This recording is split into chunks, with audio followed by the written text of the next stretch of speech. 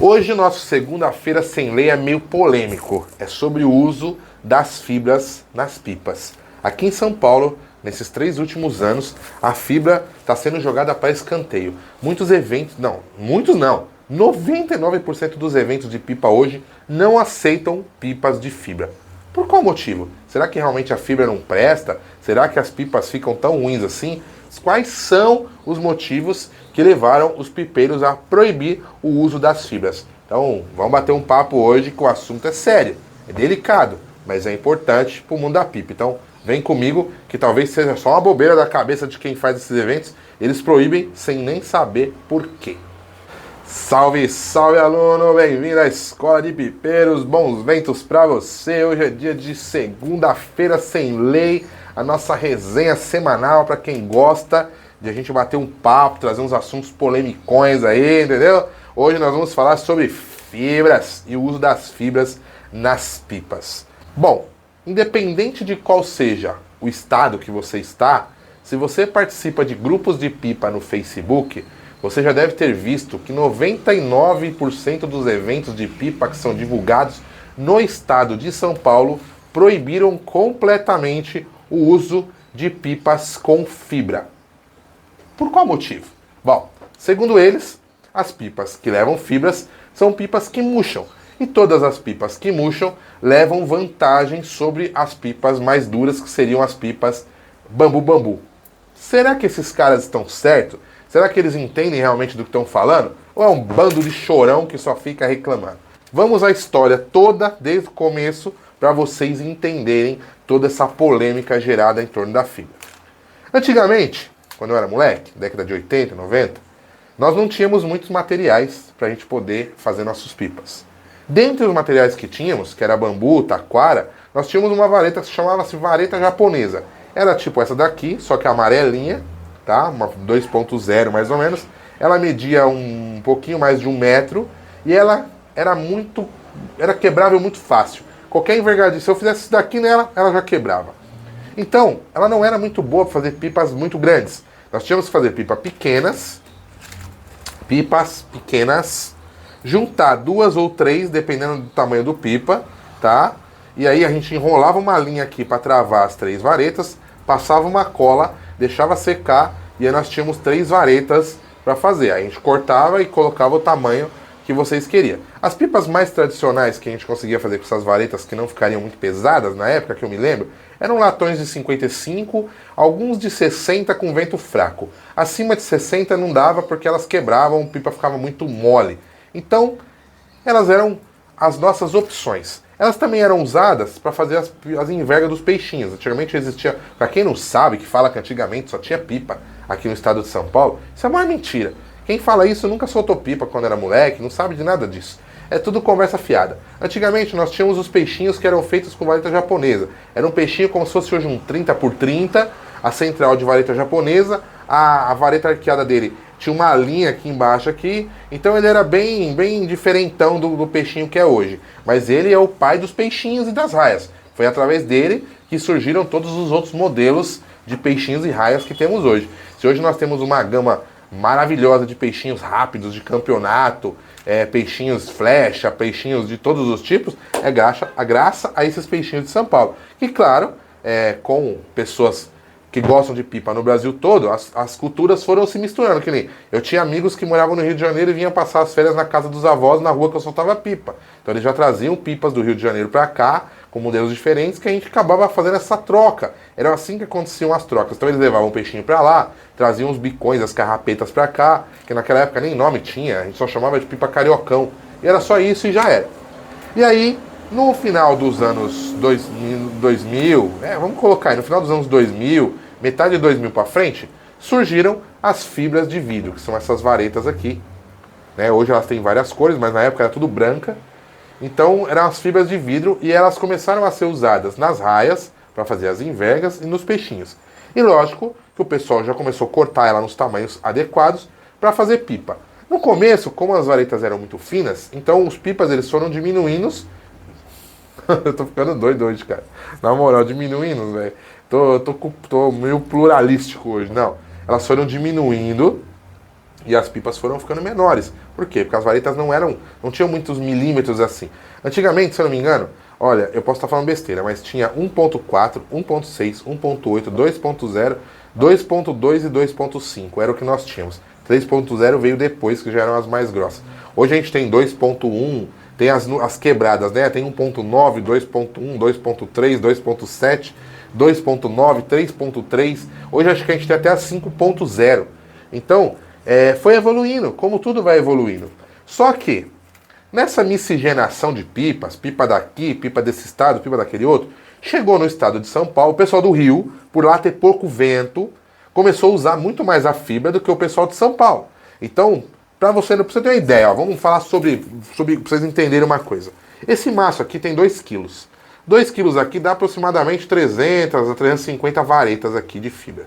Ou seja, eu paguei 40 reais nos aqui e tem 300 varetas. Eu vou fazer 300 pipas, eu não vou perder nenhuma pipa.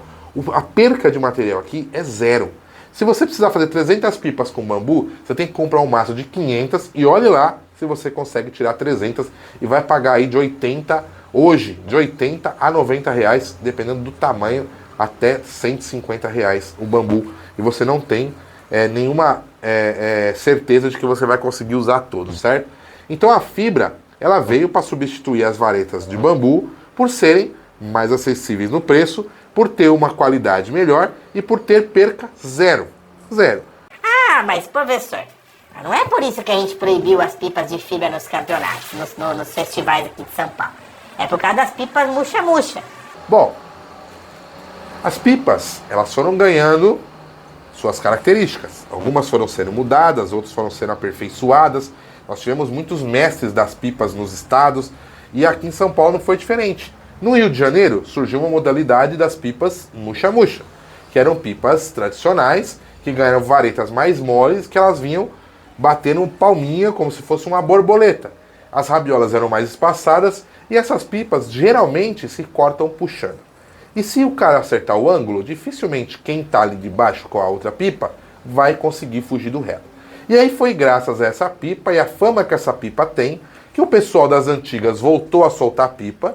E como que eles iam disputar com a molecada? A molecada gosta do murcha-murcha, porque o murcha-murcha tem uma certa adrenalina para soltar. É diferente do pipão. Assim como o cara das antigas gosta de dar um retão, fazer a volta, a adrenalina dele é essa. A adrenalina do moleque é vir com o pipa passando por baixo, endireitar e puxar. Essa é a adrenalina dele, porque essa é a época dele. Então assim, cada um na sua época tem que entender o outro e tentar juntar as duas tradições e fazer a coisa acontecer. É o que não acontece hoje. Isso não acontece. Ninguém respeita a tradição do outro.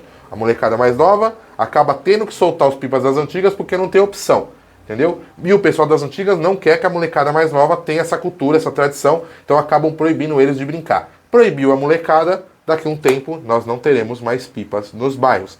E os lugares que terão pipa vão ser bem restritos a meia dúzia de pessoas. Já falei isso várias e várias vezes aqui. Se quiser saber sobre isso, é só você clicar num card aqui em cima, ou então esperar acabar o vídeo que vai ter o vídeo lá falando sobre todo esse assunto aí. E já aproveita também que você chegou até aqui, já está entendendo toda essa balela da vareta de fibra, já mete o dedo no like para garantir a sua presença na aula de hoje e...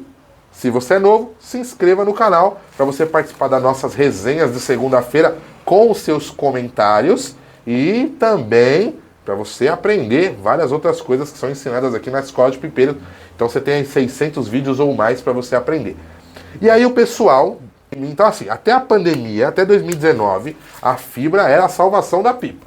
Graças à fibra, nós temos pipa, é mais fácil de fazer, a gente vai aprendendo a trabalhar com as medidas, com as espessuras, vai adaptando para as pipas e estava tudo beleza.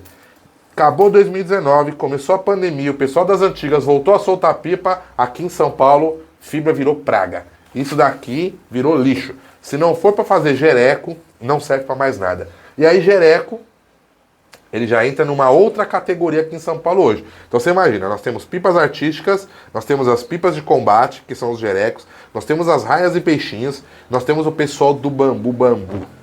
Então aqui em São Paulo, várias categorias, e todas brigando entre si, nenhuma respeita a outra, nenhuma entende a outra, nenhuma consegue fortalecer a outra. É sempre uma briga, uma discussão e proibições.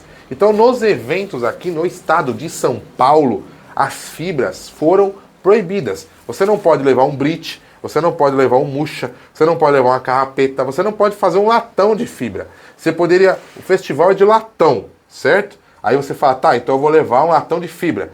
Aí está lá no evento lá, proibido pipas com fibra. Ou seja, nem um latão com fibra os caras não deixam. Por quê? Porque eles falam que os latões ficam moles e o cara pode puxar. Bom, puxar, até onde eu sei, é uma técnica de relo. Se você tomar relo para um cara que está puxando, você é só um bunda mole chorão que fica reclamando por aí, tá?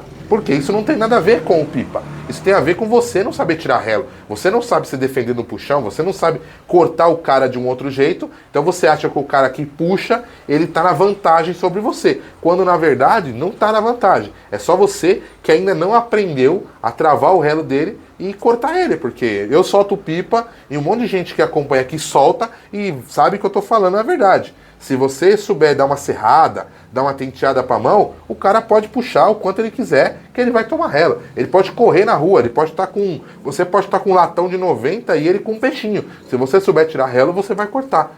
Entendeu? Então, para mim, pelo menos, isso é uma desculpa que não cola. Eu não sei se é alguém que trabalha no mercado das fibras e de bambu que arrumaram essa treta aí e começou a querer boicotar, ou se isso realmente é coisa de pipeiro. Ah, professor, mas cá entre nós, você mesmo já falou que as pipas das antigas, elas não funcionam muito bem com fibra. Realmente, eu mesmo já falei em muitos vídeos aqui que alguns modelos de pipa, principalmente os latões, dependendo do tamanho que você vai fazer, se você usar ele 100% fibra, ele não fica bom. Porém, eu andei fazendo alguns testes, e alguns amigos também, e tem alguns modelos, até pipa até latão de 70 centímetros, até latão de 70, você conseguiria usar fibras na travessa numa boa, sem o pipa murchar, e ficaria um espetáculo. O valor das pipas ia cair um pouco, porque a fibra, vamos considerar que a fibra seria tipo um bambu de segunda linha, um material desqualificado, então ele é um pouco mais barato, então você conseguiria baratear as pipas, fazendo com que mais pessoas tivessem acesso, teríamos muito mais pipas no alto. Então, o bambu acaba sendo um material nobre nos dias de hoje perante a fibra. Então você pode fazer pipas de 70, por exemplo, com as travessas 3.0, 3.0 em cima, 2.7 embaixo. Meu, o latão fica um espetáculo, não vai ficar pesado, vai puxar uma rabiola legal, não vai ficar murchando, daria para entrar em qualquer evento e ninguém ia nem desconfiar. Inclusive, vou falar uma coisa para vocês. Eu sou totalmente a favor de que as pessoas que não têm condições de comprar pipa de bambu, não é que eu estou boicotando o festival de ninguém não, tá bom? E nem estou falando nada do tipo. É que eu acho assim, existem pipeiros que sabem fazer pipa e sabem usar a fibra, que soltam pipas, latões, batatas, no festival de pipa bambu, o cara solta, tira relo com todo mundo, corta, voa, e ninguém sabe que ele está com pipa de fibra. Então tem muito cara já fazendo latão com pipa de fibra e os organizadores nem sabem. Por quê? Porque depois que você manda 500 metros de linha, como que alguém vai saber se é fibra ou se é bambu? É o que eu falei, se você souber trabalhar com a fibra, ninguém vai descobrir. Ninguém vai saber, a não ser que o cara pegar na mão e for, pô, irmão, isso aqui é fibra. É fibra. Mas aqui no evento não pode. Não, tudo bem, só trouxe pra você ver. Aí bota lá na bolsa, pega outro, faz de conta que pegou outro de bambu, vai lá, bota no alto sem ninguém ver, e taca a linha lá, e tira ela e acabou. Entendeu? E ninguém vai ficar sabendo. Se o bagulho não cair dentro do festival ali, ninguém vai ficar sabendo.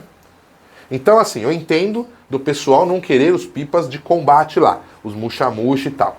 Mas, não tem só isso. Por exemplo, Brites são pipas excelentes para soltar nesses eventos, são pipas rabioludas, pipas que puxam bastante linha, pipas que desbicam muito bem. Daria muito bem para você fazer brites de 60, 70. Claro, ninguém vai querer brite de 55 no festival bambu. Os brites, as pessoas poderiam colocar um limitador. Tipo, olha, pipas bambu de 55 para cima e pipas com fibra, desde que não murche, de 60 para cima. Se o pipa do cara tá murchando muito, é um latão que murcha. Mano, só chegar lá e trocar ideia, amigão. Nós liberamos fibra aí pro pessoal fazer, mas muxa-muxa, latão muxa-muxa não vale. Mas não proibir as pessoas de usarem um material tão importante quanto a fibra. Certo? Porque ela facilita o trabalho. Muita gente não sabe afiar a vareta. As varetas estão vindo uma porcaria. A utilização da fibra faria com que as varetas viessem numa melhor qualidade, que elas abaixassem o preço. Então olha só quanta coisa boa. Entendeu? Então, assim, as pessoas reclamam, falam mal da fibra, mas não tem nenhuma justificativa real do porquê não pode. Um outro exemplo, as raias, os famosos raiões, 50 por 50, 60 por 60, daria para usar fibra 3.0. Cara, você sabe o que é um raião 60 por 60? É uma máquina, cara. É uma máquina, 20, 30 metros. Até assim, ó, quando você coloca o limitador de rabiola, para vocês entenderem. Professor, aqui na minha cidade eu quero fazer um raião. Pode um raião. Aí você vai fazer um raião, papel 50 por 50, você vai usar uma fibra 2.5. Ele vai ficar duro, parecendo de bambu. Se você colocar rabiola de raia normal, 5 metros de rabiola, ele vai rodar, porque ele está muito duro. Entendeu? Ele está muito duro. Então ele vai precisar de um rabiolão. E com rabiolão, ele vai virar um raião igual de bambu. Se você coloca tamanho de rabiola, aí eu concordo. Ó, 20, 30 metros de rabiola. E o cara faz um raião desse, 20, de 50 por 50, com uma fibra, por exemplo, 2.0, que ele já vai murchar, e aí é o que o pessoal não gosta, ele não vai conseguir botar 20 metros de rabiola. Entendeu? Ele não vai conseguir colocar 30 metros de rabiola.